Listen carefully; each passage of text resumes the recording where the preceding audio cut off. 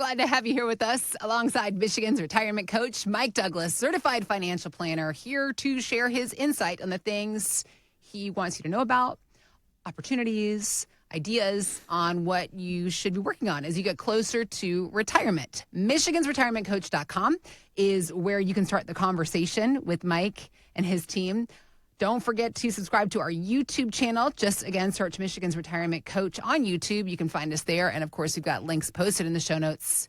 If it is easier for you to click on, you savvy and wise financial internet seeker, podcast listener. Look at you. You're already making good choices. You're already taking steps towards educating yourself, which is, I think, putting you far ahead of the curve as most Americans. Yes. Who just stick their head in the sand and say, nope, don't want to deal with that. Very stressful. No, thank you. That's why I love the podcast space. It's information junkies. It's my people. It's people who don't want to be sold. They want to be educated and informed and then make good decisions. I love it.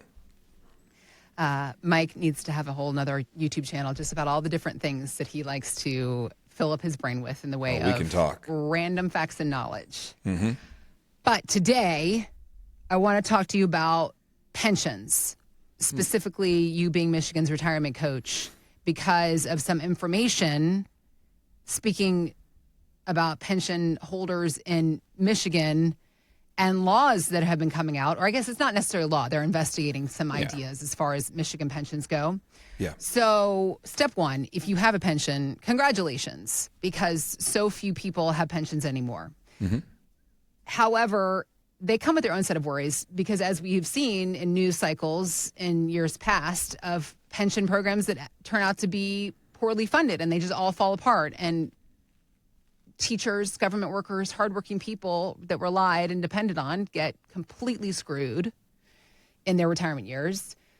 So that's another thing to worry about. Federal and state government employees, they don't have as much to worry about, but we're hearing, this is exactly what I wanted to ask you about. The states of Michigan and Wisconsin specifically are now investing in Bitcoin for their pension programs. That has got to make people, I would think, be like, what? Just because we've all heard about Bitcoin and it's here to stay, et cetera, but do we really trust it to be part of our pension and retirement plans at this point yet? So the people who are concerned are the people who don't like Bitcoin anyway. Okay. Right. So again, there's different camps of people. And if you try to think of it as, and I'm trying to think of the nicest way to say it, but like the older guard are the people who have pensions. Most people 40 and under will never have a pension. Right. It's gone for you. Unless you're a federal employee, but yeah. Right. And eventually, even then, at some point, they're going to go away from it. They're going to go away. Yeah. They're going to say, we're going to pack your 4057 or your 403 or your TSP, and that's going to be it. But so here's the reality is Bitcoin is here to stay. It's not new. It's not going away. Right. And it's becoming more and more of a staple. And especially now, what we saw just recently in the election cycle, we saw President Trump go to the cryptocurrency conference and say, hey, listen, we're going to make sure this thing works and it moves forward. And you've seen a huge swell even since he won the election. It's a real thing. It's becoming heavily traded, and it's been fully adopted by the stock market. It is fully integrated. Okay. So it is not going away. Right. However, people are seeing it as a long-term commodity, not as a stock. Well, if you think of like buying gold as a hedge or buying different things, but it's different than gold. It's different than it's a whole new space. There's a guy named Michael Saylor. He manages MicroStrategies. I just saw him on a podcast on Monday. And it was interesting as he's talking through, he gave the best analogy I can think of. He said that imagine you have the opportunity 100 years ago to invest in real estate in Manhattan. Wide open space, right? You could get all this stuff. And he said, why do you think it's a great space? Well, because if you knew now, right? Like we know now, Manhattan's a great place to invest in real estate. It's incredible. But 100 to 150 years ago, if you could have bought up all this real estate, at the time you could get it for pennies on the dollar. They showed this great chart of like how much we paid for Alaska, how much we paid for all these different things, and how they've vastly appreciated. And if you bought real estate in Manhattan, well, right now, cryptocurrency and specifically Bitcoin, in a lot of people's mind, is the real estate in Manhattan 100 years ago. Okay. It's a long-term play. It's going to create massive growth over the years. The more substantiated it gets, the more real it gets to the broad markets, the better it will do. And it'll become more stable. So there's a lot of good opportunity there. And what people are doing is saying, all right, well, normally we keep so much in cash, so much in bonds, so much in this, and treasuries. They're using this as a long-term play. So pension funds are starting to step into it. I mean, the federal government has a reserve of Bitcoin. They have a big chunk of it. It's not a new thing. And so this will be part of the thing moving forward. It's hard for people who don't understand it to grasp onto how you can invest in nothing. Yeah. Right? But it's a reality. It's an exchange. It's a commodity. It's just not a physical piece of gold. It's a digital commodity. It's very unique. I guess, we could kind of say the same about like the American dollar, right? Like the idea of, is there gold to back up the dollar stashed somewhere? Nope. Not anymore. We're, if that's the case, we're $36 trillion of gold in the hole, right? Like when we print debt, when we create new debt, it's not based on anything other than agreement that we just owe more money. Okay. And hopefully somebody will buy it and then we'll pay interest on the debt and it's a whole thing. So we already operate in a largely digital currency space. But you and I don't get to do that. Just the federal governments and national governments get to do that. We still have to operate as, if I don't have money in the bank account, I can't go buy groceries. That's how we have to operate. Right. So it's a realistic thing that's sticking around for a long time. There's a lot that goes into this, but let's talk first about if you have a pension, like state of Michigan, state of Wisconsin, they're starting to add it in. It's not something to be afraid of. I wish that they would add it to the 401k plans. That way, if you're a 25 or 30-year-old and you have a 401k, can they have a sleeve in there like iBit or something that says you can buy into Bitcoin? Because you've got 30 years on your side, let it run, let it do its thing. Yeah. I hope they start adding it. However, you're trying to get a fiduciary-based 401k plan to offer you the most speculative and what they see as the most risky thing you could possibly do. Yeah, yeah. However, you can buy into real estate investments inside of your 401k. So if they could just see it as Manhattan, right? As if they could see it that way, it'd be a beautiful thing. Okay. But that's the way it works right now. There's also a shift away from pensions to begin with. So if you're in one and you get one and you see Bitcoin showing up, don't worry. It's a sleeve. It's a small sleeve that they're starting to invest in a little bit and build a reserve of it. And the reason being, as Bitcoin appreciates in value significantly, it grows the position really nicely for the pension fund. Eventually, that could be converted back to dollars, or it can just stay in Bitcoin. Okay. So nothing to worry about there. Yep. The bigger issue is, our pension's going to be around for the long haul? And I would say probably not. Because the amount of people who have pensions today, it's about 70% less than those who had pensions 40 years ago. So if you kind of expound that out more and more, there's more people in the country, we're living longer, and hopefully with medical developments and better health and nutrition, we live longer and longer. So therefore, pensions are a worse idea. And we don't work for employers as long. So they don't want to give you a lifetime pension. Right. All those things factor in to say we're going to get more and more 401k, 403b, 457. IRA type accounts focus. Yeah. And if you have a pension, they're going to start trying to buy you out with a lump sum. And should you take the lump sum or not? That's a great question. I have one guy. Yeah, it really is. It's person by person. Sometimes it's a numbers game.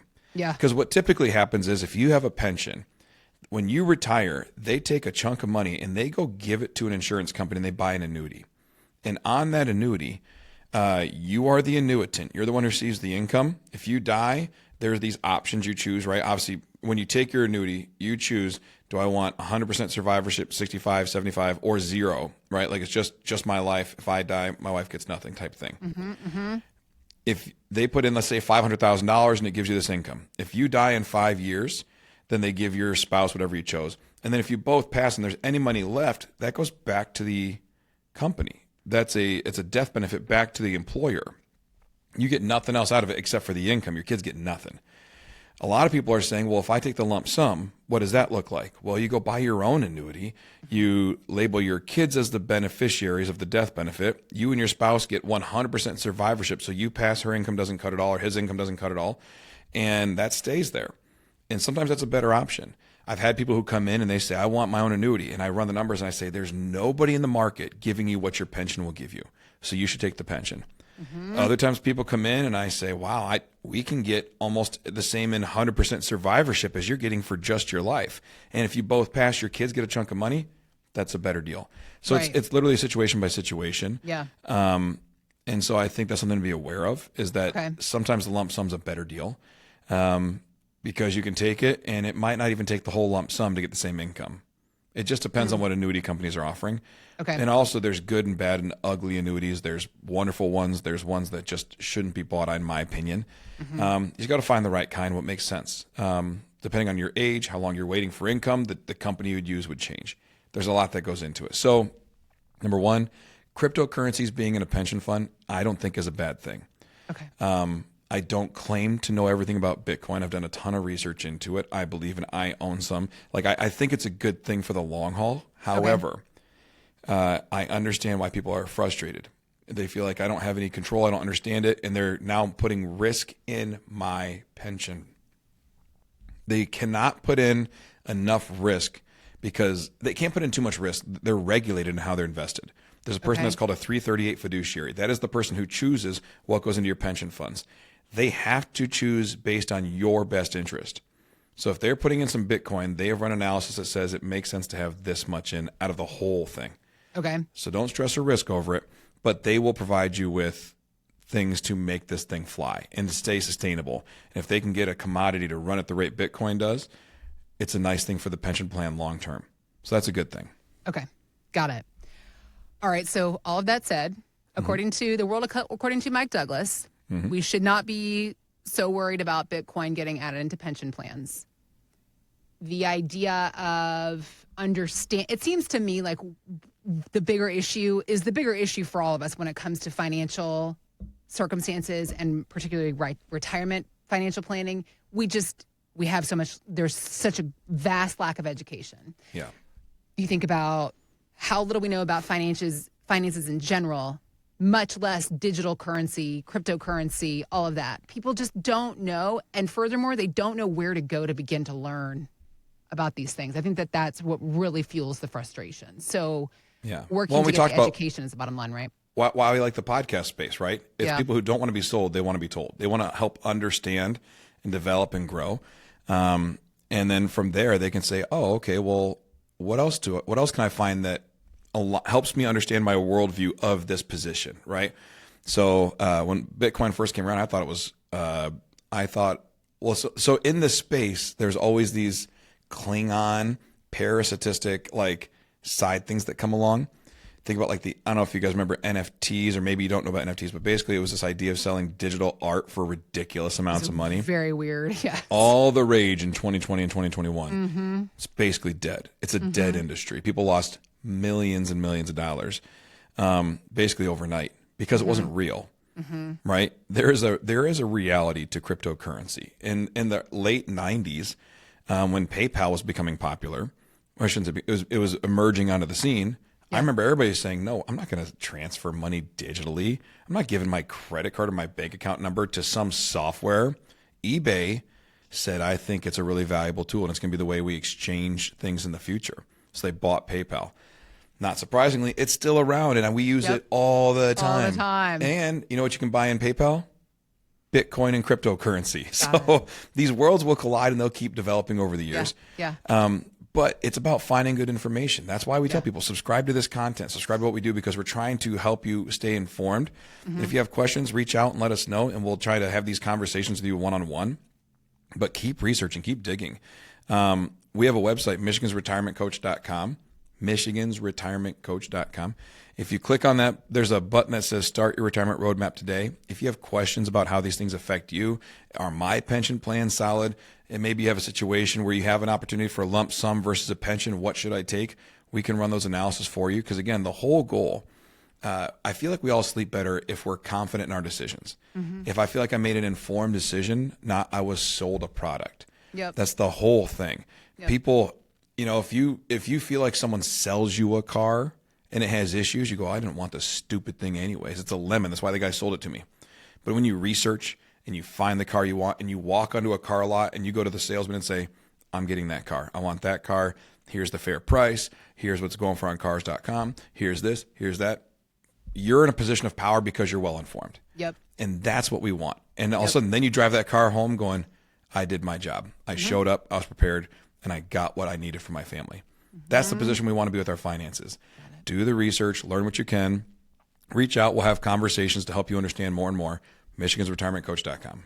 Doing the research and also then taking your specific savings. If you have a pension and you want to know what your options are within that pension, if you have other things that you have been sold, things like annuities, Mike and his team can do an annuity x-ray, a deep dive to show you what's really going on with that. You are not stuck with that one thing. You can transfer to another annuity option if you find a different one. These are all the things that are involved in the x-ray process, the idea of looking through all of your savings and investments and helping you be empowered with information, with knowledge to make those informed decisions. So again, our website, MichigansRetirementCoach.com. You can also click on the links we've got posted in the show notes to head to our website, MichigansRetirementCoach.com.